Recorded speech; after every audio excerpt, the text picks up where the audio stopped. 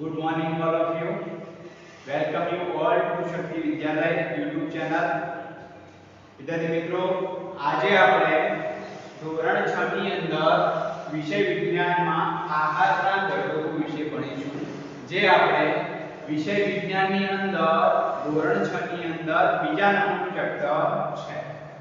આગળ આપણે ઘણી બધી વાત કરી હતી કે ખોરાક ક્યાંથી મળે છે, એની બધી ચર્ચા આપણે કરી હતી. તો દરેક સજીવનો પાયાનો મૂળભૂત એકમ કોષ છે અને કોષ છે એની વૃદ્ધિ માટે એને ખોરાકની સંપૂર્ણ જરૂરત પડે છે. હવે ખોરાકમાંથી એ કેટલાક વિટામિન્સ મેળવે છે અને કેટલાક કાર્બોદિત પદાર્થો, પ્રોટીન, સ્ટાર્ચ, ચરબી આવા બધા પ્રકારના પદાર્થો એ પોતે ખોરાકમાંથી મેળવે છે અને પછી પોતાનું પોષણ એમાંથી મેળવે છે. એટલે વિટામિન્સ નો ઉપયોગ કરે છે, જે આપણે અગાઉ ચર્ચા કરી હતી. હવે આજે આપણે આ ચેપ્ટરની અંદર આહારના ઘટકો વિશે ચર્ચા કરીશું કે આહારના જે ઘટકો છે એ કઈ રીતે સજીવો છે એનો ઉપયોગ કરે છે. તો હવે આહારના ઘટકોમાં સૌથી પહેલા આપણે જોઈશું કે આપણા આહારની દરેક વાનગી બે કે તેથી વધુ ખાદ્ય સામગ્રીની બનેલી હોય છે. લખી શકાય કે આપણા આહારની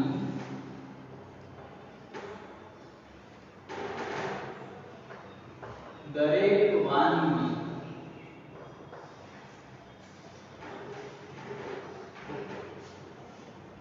બે કે તેથી વધુ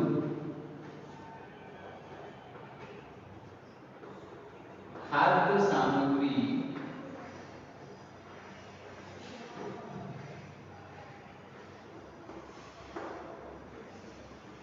ની બનેલી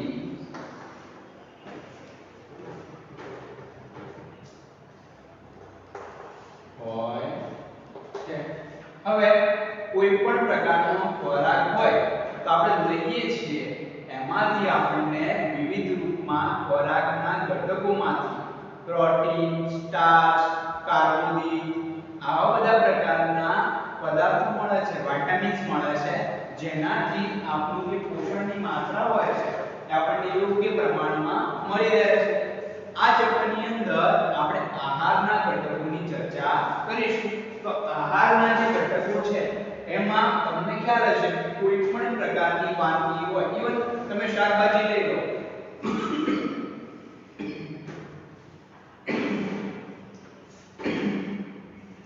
કોઈ પણ પ્રકારની શાકભાજીનો આપણે જ્યારે પણ ઉપયોગ કરીશું ત્યારે આપણે જોઈશું અથવા શાકભાજી જ્યારે પણ આપણે બનાવીશું ત્યારે એ બે ઇન્ગ્રેડિયન્ટ્સ અથવા બે વસ્તુની બનેલી છે, મિનિમમ બે કે તેથી વધારે. હવે ધારો કે ખીચડીની જ વાત લઈ લઈએ તો ચોખા, દાળ છે, મીઠું છે, આવા બધા પ્રકારના પદાર્થોનો આપણે ઉપયોગ કરીએ છીએ જ્યારે આપણને ખીચડી બને છે, જે આપણે ચર્ચા કરી. હવે ખીચડી જે છે એનો ઉપયોગ આપણે ખાવા માટે કરીએ છીએ, જેની અલગ અલગ ખાદ્ય સામગ્રીની બનેલી હોય છે. તો કહેવાનો અર્થ એ છે કે કોઈ પણ પ્રકારની સામગ્રી હોય અથવા ખાવાની વસ્તુ હોય તો બે કે તેથી વધુ ખાદ્ય સામગ્રીની બનેલી હોય છે. એ તમને પણ ખ્યાલ હશે, બરાબર. હવે આપણા આહારમાં શરીર માટે જરૂરી કેટલાક આવશ્યક ઘટકો હોય છે જેને પોષક દ્રવ્યો કહે છે. હવે આપણા શરીર માટે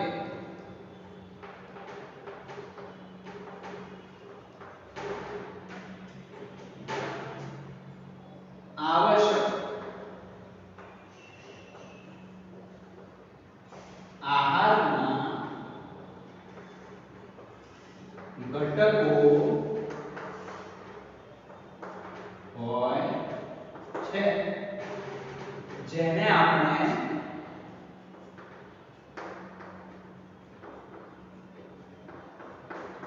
પોષક દ્રવ્યો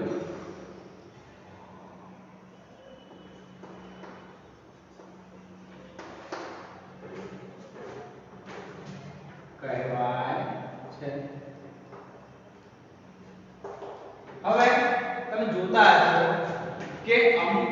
પદાર્થો છે અથવા અમુક શાકભાજી છે અથવા જે આપણે ઉપયોગમાં લઈએ છીએ એવા ખોરાકમાંથી અલગ અલગ વસ્તુ મળતી હશે, અલગ અલગ વિટામિન્સ મળતા હશે, કોઈમાં પ્રોટીનની માત્રા વધુ હશે, કોઈમાં પ્રોટીનની માત્રા ઓછી હશે, કોઈમાં કાર્બોહાઈડ્રેટ વધુ હશે, કોઈમાં ફેટ વધારે હશે. તો એવા પ્રકારના અલગ અલગ ખોરાક આપણે લઈએ છીએ. તો જ્યારે પણ આપણે ખોરાક લઈએ છીએ તો ખોરાકની માત્રા સમતોલ આહારમાં લેવી જોઈએ. એ અગાઉ આપણે આ જ ચેપ્ટરમાં ભણીશું. એના પહેલા આપણે વાત કરીએ કે આપણા શરીર માટે આવશ્યક આહારના ઘટકો હોય છે જેને આપણે પોષક દ્રવ્યો કહીએ છીએ. હવે આ જે પોષક દ્રવ્યો છે એ આપણને ખોરાકના અંદરથી મળે છે. એટલા માટે જે આપણા સજીવ અથવા કે કોઈ પણ પ્રકારનું જે સજીવ છે એ ખોરાકના પોષક દ્રવ્યોમાંથી આહાર ઘટકો મેળવે છે અને પોતાનું જે શરીરની આવશ્યક વિટામિન્સ અથવા ઘટકો હોય છે આહારના એ મેળવે છે.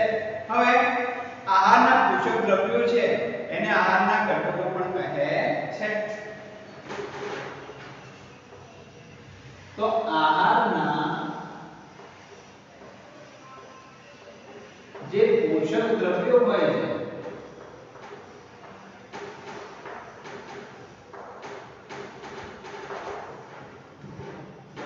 જેને આહારના ઘટકો પણ કહે છે. એટલે કે આહારના જે પોષક દ્રવ્યો હોય છે એને આહારના ઘટકો કહેવામાં આવે છે, જે આપણે ચર્ચા કરી. હવે આ જે અમુક વસ્તુ છે એ નોંધવા જેવી લાગે તો તમે તમારી નોટબુકમાં નોંધવાનું ચાલુ રાખો.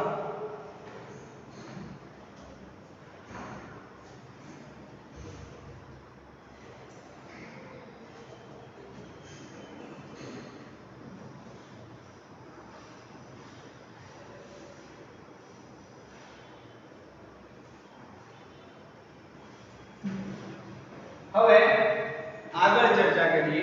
આપણે વાત કરી જે પોષક દ્રવ્યો હોય છે એને આહારના ઘટકો પણ કહે છે.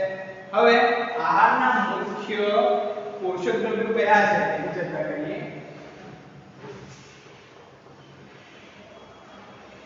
આહારના મુખ્ય પોષક દ્રવ્યો એની આપણે ચર્ચા કરીએ. તો એની શરૂઆત કરીએ તો છે કાર્બોહાઈડ્રેટ,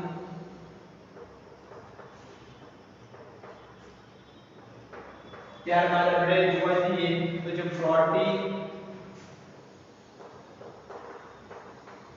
ત્યારબાદ જોઈએ તો ચરબી, ત્યારબાદ જોઈએ તો વિટામિન,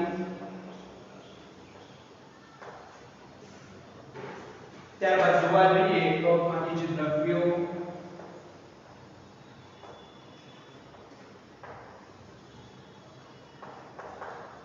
હવે અગાઉ જે વાત કરી હતી કે કોઈ પણ ખોરાક છે એના જે પોષક દ્રવ્યો છે એના જે મૂળભૂત આહારના ઘટકો છે જે આપણને ખોરાકના અંદરથી મળે છે. હવે જ્યારે પણ આપણે કોઈ પણ પ્રકારનો ખોરાક લઈએ છીએ ત્યારે એમાં થોડી થોડી માત્રામાં આ બધા જે મુખ્ય પોષકના દ્રવ્યો છે એ રહેલા હોય છે, જે આપણને યોગ્ય માત્રામાં અથવા તો અપૂરતી માત્રામાં મળતા હોય તો આપણે એ ખોરાકને વધુ આહાર કરવો જોઈએ. તો એ કયા છે? તો એ છે કાર્બોહાઈડ્રેટ, પ્રોટીન, ચરબી, વિટામિન્સ, ખનિજ દ્રવ્યો. હવે આ પ્રકારના અલગ અલગ જે દ્રવ્યો છે એ આપણને અલગ અલગ ખોરાકમાંથી મળતા હોય છે. જેમ કે ધાન્યોની વાત કરીએ, કોઈ શાકભાજીની વાત કરીએ. સામાન્ય આપણે એક ઉદાહરણ લઈએ કે ઘણીવાર આપણે શિયાળાના અંદર ટામેટા અથવા ગાજરનો ઉપયોગ કરીએ છીએ. શા માટે? કારણ કે ટામેટા અથવા ગાજરમાંથી આપણને યોગ્ય પ્રમાણમાં અથવા તો ભરપૂર માત્રામાં વિટામિન એ મળી રહે છે. હવે શા માટે વિટામિન એ લેવું જરૂરી બને છે? શા માટે એ જ આપણે આહારનો ઘટક તરીકેનો ઉપયોગ વધુ કરીએ છીએ? તો એનું એક જ કારણ છે કે ગાજર અને ટામેટામાંથી તમને વિટામિન એ મળે છે. હવે તમારા શરીરની અંદર વિટામિન એ ની ઉણપથી કેટલીક રોગ થાય છે. તો એ રોગ છે એ ન થાય એના માટે આપણે આ પોષક દ્રવ્યનો ઉપયોગ કરીએ છીએ. હવે કયો રોગ?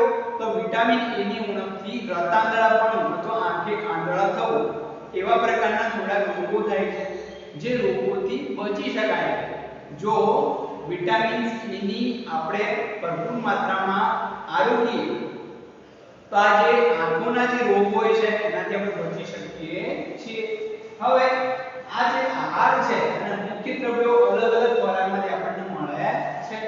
આ બધી જ બોર્ડની વસ્તુ જે છે તમારે નોંધવી હોય, તમે યોગ્ય અક્ષરે તમારા જે નોટબુક છે એમાં તમે નોંધી શકો છો. અહીંયા જે ચેપ્ટર છે આપણું બીજા નંબરનું છે અને અહીંયા આ જે વિડિયોનો પાર્ટ 1 છે.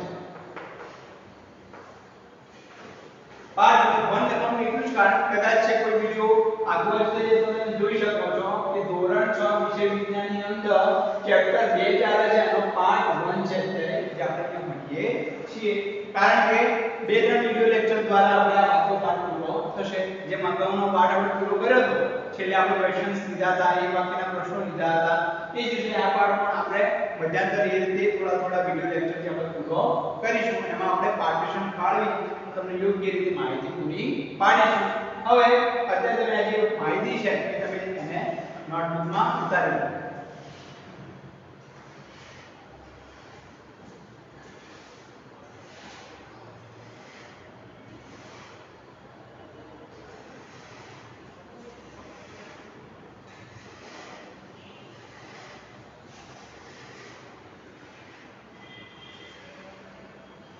હવે દરેકે માહિતી પોતાની નોટબુકમાં ઉતારી દીધી છે.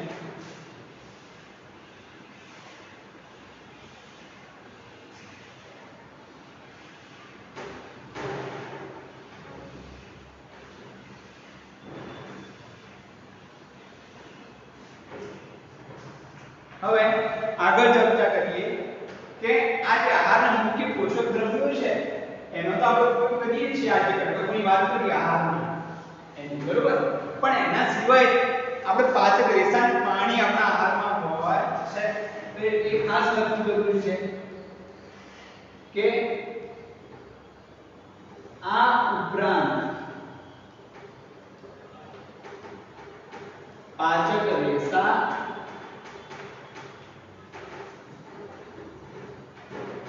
તથા પાણી આપણા આહારમાં હોય છે.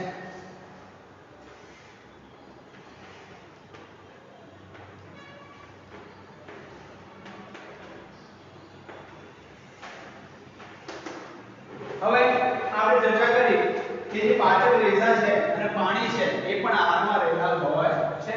ઉદાહરણ તરીકે આપણે તરબૂચ લઈએ તો તરબૂચમાંથી ઘણા વિટામિન્સ મળે છે, તેમ છતાં એમાં પાણીની માત્રા પણ રહેલી છે. એ જ રીતે દરેક જે ખોરાક હોય છે અથવા જે આહાર હોય છે એમાં પાચક રેસા તથા પાણી જે છે એ આહારમાં ભળેલા હોય છે. હવે પાચક રેસાનું બીજું નામ છે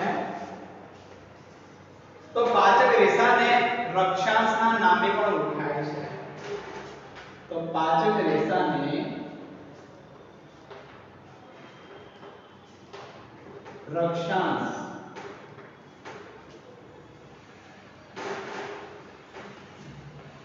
નામે પણ ઓળખાય છે. હવે આ જે પ્રશ્ન છે એ એક માર્કના વિકલ્પમાં અથવા એક વાક્યના પ્રશ્નમાં પણ આવી શકે છે, જેને તમારે ધ્યાન રાખવું, બરાબર.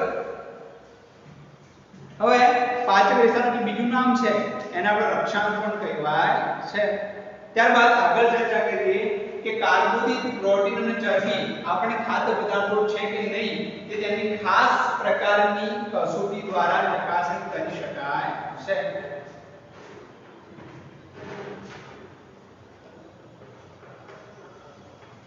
કાર્બોદિત, પ્રોટીન, ચરબી, સ્ટાર્ચ વગેરે ખોરાકની અંદર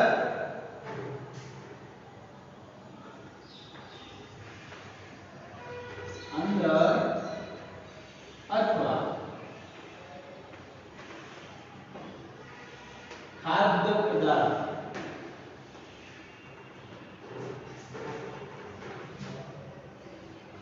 અંદર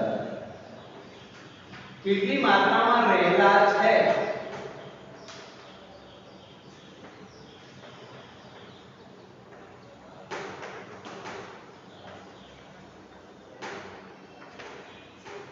તે આપણે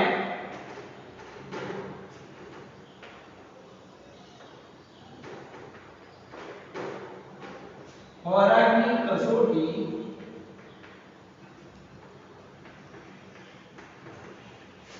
અથવા ચકાસણી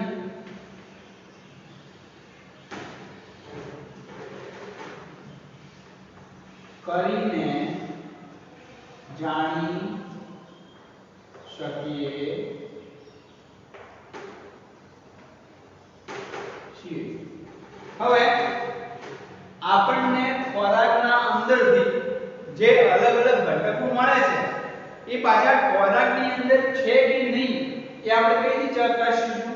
તો એના માટે પણ કેટલીક જે પ્રોસેસ છે એ પ્રોસેસ કરીએ એટલે આપણને ખબર પડી જાય કે આ ખોરાકની અંદર સ્ટાર્ચ રહેલો છે, ચરબી રહેલી છે, કાર્બોદિત રહેલું છે, કાર્બોહાઈડ્રેટ છે, ગ્લુકોઝ છે, ફ્રુક્ટોઝ છે, આ પ્રકારના કોઈ પણ તત્વ એ ખોરાકની અંદર રહેલો છે તો આપણે ચકાસણી દ્વારા જાણી શકીએ છીએ। હવે કઈ રીતે ચકાસણી, કેવા પ્રકારની ચકાસણી? તો જેમ કે ખોરાકની અંદર સ્ટાર્ચ રહેલો છે કે નહીં એ ચકાસણી કરવી હશે તો કેમિકલ્સ ની અંદર એક આયોડિન નામનો પદાર્થ આવે છે, એને સૂચક તરીકે અથવા તો ખોરાકના ઇન્ગ્રેડિયન્ટ્સ તરીકે એના અંદર અથવા એના ઉપર નાખી અને એને ચેક, એની જે વેરાયટી છે એમાં સ્ટાર્ચ રહેલો છે કે નથી રહેલો એ આયોડિન પરીક્ષણ અથવા આયોડિન કસોટી અથવા આયોડિન અવલોકન દ્વારા આપણે એને જાણી શકીએ છીએ અથવા તો એની ચકાસણી કરી શકીએ છીએ। તો એ જ રીતે ખોરાકની અંદર અલગ અલગ જે આહાર અથવા અલગ અલગ જે ઘટકો અથવા તો અલગ અલગ પોષકના દ્રવ્યો એ જે રહેલા છે એને આપણે ચેક કરી શકીએ છીએ અથવા તો એની ચકાસણી કરી શકીએ છીએ। હવે કોઈ પણ પદાર્થ છે તો કાર્બોદિત છે, પ્રોટીન છે, ચરબી છે, સ્ટાર્ચ છે, આ બધા પદાર્થો છે એ ખાદ્ય પદાર્થમાં કેટલા રહેલા છે એ આપણે યોગ્ય માત્રામાં અથવા યોગ્ય રીતે કસોટી દ્વારા જાણી શકીએ છીએ। હવે આગળ ચર્ચા કરીએ કે આહારના પોષક દ્રવ્યો જે ખાદ્ય પદાર્થમાંથી મળી રહે છે, જે ખાદ્ય પદાર્થોને તે પોષક દ્રવ્યના સ્ત્રોત કહે છે। એને લખીશું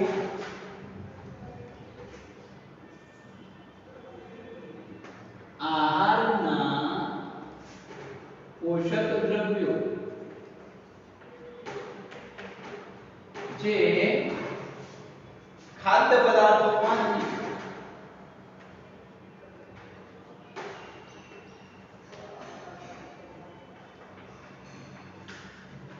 મળી રહે છે,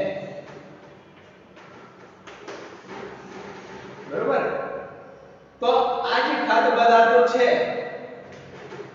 તો આ ખાદ્ય પદાર્થોને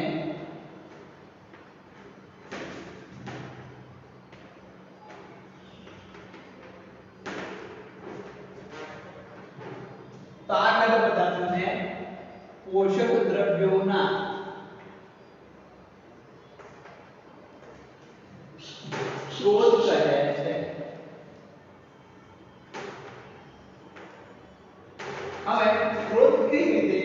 જ્યારે પણ કોઈ વસ્તુ જે છે એ આપણને કોઈ વસ્તુમાંથી અવેલેબલ થતી હોય અથવા એમાંથી એને માત્રા જે આપણને મળી રહેતી હોય અથવા એ જે સ્ત્રોત હોય તો એને આપણે જે ખાદ્ય પદાર્થો છે જેમ કે ધારો કે પ્રોટીન છે, કાર્બોદિત છે, પછી ચરબી છે, આ પ્રકારના ઘટકો અથવા પોષક દ્રવ્યો જે ખાદ્ય પદાર્થમાંથી આપણને મળે છે એ ખાદ્ય પદાર્થોને એ પોષક દ્રવ્યોના સ્ત્રોત કહીશું આપણે। કેમ સ્ત્રોત? કારણ કે એ પદાર્થનો અથવા એ ખાદ્ય પદાર્થ જે છે એ ખાવાથી આપણને યોગ્ય માત્રામાં આહારના ઘટકો અથવા પોષક દ્રવ્યો મળી રહે છે, જેને આપણે એ પોષક દ્રવ્યોના સ્ત્રોત તરીકે ઓળખીશું। જેમ કે ઉદાહરણ તરીકે લઈએ તો ગાજર છે એ વિટામિન એ નો એક સ્ત્રોત છે. હવે વિટામિન એ છે એ બીજા કેટલાક શાકભાજીમાંથી મળી શકે, જેમ કે ટામેટામાંથી પણ મળી શકે. એવું નથી કે ફક્ત ગાજરમાંથી મળે છે. એની બીજી પણ વેરાયટી છે, જેમ કે બીટમાંથી પણ વિટામિન એ મળી શકે છે. પરંતુ એ એક સ્ત્રોત છે, કારણ કે એમાંથી પદાર્થ આપણને યોગ્ય માત્રામાં અથવા તો થોડીક માત્રામાં આપણને મળી રહે છે. એટલા માટે આપણે એનો એક સ્ત્રોત કહીશું. હવે ધાન્યો છે એ કાર્બોદિત સ્ત્રોત છે. આગળ ચર્ચા કરીએ. હવે આ માહિતી તમે તમારી નોટબુકમાં નોંધી દેશો, પછી અગાઉ આપણે ધાન્યોની વિશે ચર્ચા કરીશું.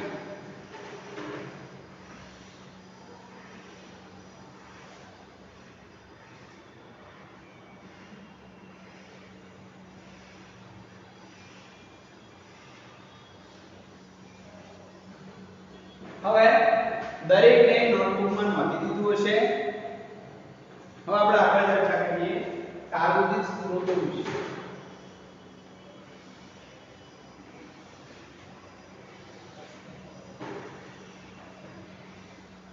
સમયાંતરે વિડિયોને પોઝ કરીને અથવા તમે સ્ક્રીનશોટ લઈને આ બધી જ માહિતી છે એ વિજ્ઞાનની નોટબુકમાં યોગ્ય રીતે નોંધતા રહેજો. બીજી વસ્તુ કે અગાઉ આપણે જે ચેપ્ટર 1 પૂરું કર્યું, હોમવર્કમાં ધ્યાન આપજો.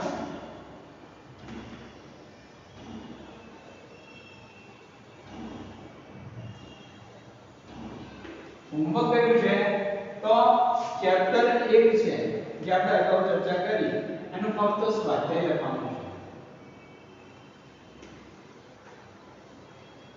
કારણ કે યોગ્ય જે પ્રશ્નો છે એ વાક્યમાં તમે લખાયા હતા, તો તમારે આ ચેપ્ટર 1 નું સ્વાધ્યાય લખવાનું છે.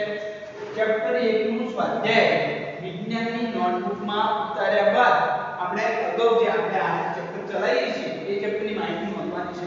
બીજી વસ્તુ, નવા ચેપ્ટરની માહિતી આપણે નવા પેજથી નોંધવાનું શરૂ કરીશું, જેથી એક ચેપ્ટરના ભાગ પર જ્યારે પણ આપણે ઓફલાઈન મુલાકાત લઈશું ત્યારે તમારી નોટબુકની અંદર આપણે આ બધા જે પાઠ છે એની સ્વાધ્યાયની ચકાસણી કરીશું.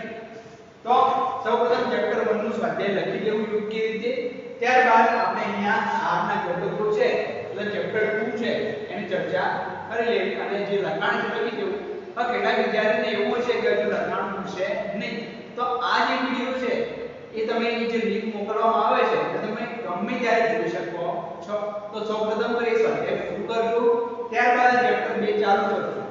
કારણ કે વિડિયો જતું રહેવાનું નથી.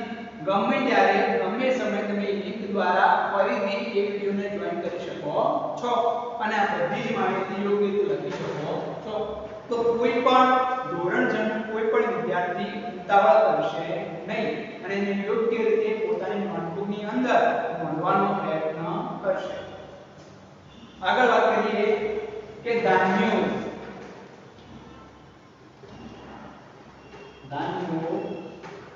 કાર્બોદિત ઘટકના સ્ત્રોત છે. આપણે ચર્ચા કરી કે દરેક પ્રકારનો અલગ અલગ જે સ્ત્રોત હોય છે એ આપણને કોઈ પણ પ્રકારના જે ઘટક હોય છે એ આપણને ખાદ્ય સામગ્રીમાંથી મળે છે. તો કઠોળ છે, દૂધ છે એ પ્રોટીનના સ્ત્રોતો છે. કઠોળ, દૂધ એ પ્રોટીનના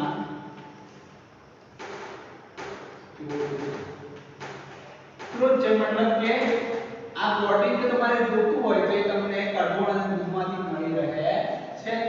કાર્બોદિત જોતું હોય તે તમને ધાન્યમાંથી મળી રહે છે, એવો મતલબ થાય છે. તો તેલબિયા, દૂધ, ઈંડા ચરબીના સ્ત્રોત છે. એ જ રીતે તેલબિયા, ચરબી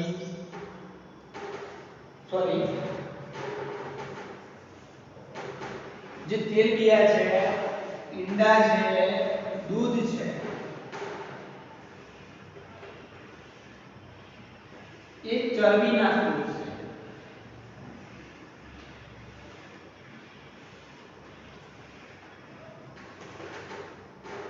જેમ કે તમારી યુટ્યુબમાં તમારે ચરબી જોઈતી તો તમારે તેલિયા છે, ઈંડા છે, દૂધ છે, એનો વધારે માત્રામાં ઉપયોગ કરવો પડે છે. ત્યારબાદ શાકભાજી અને ફળો વિટામિન અને ખનિજ ક્ષારોના સ્ત્રોત છે. શાકભાજી, ફળો એ વિટામિન અને ખનિજ ક્ષારોના સ્ત્રોત છે. એ વિટામિન અને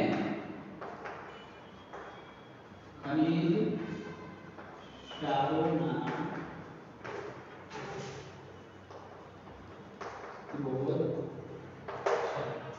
તો હવે આ જે માહિતી છે એ તમે તમારી નોટબુકની અંદર યોગ્ય રીતે લખી દો. ત્યારબાદ વિડિયોના અંતમાં એક સૂચના છે એ તમને આપું છું, તમે આ માહિતી મળી લો.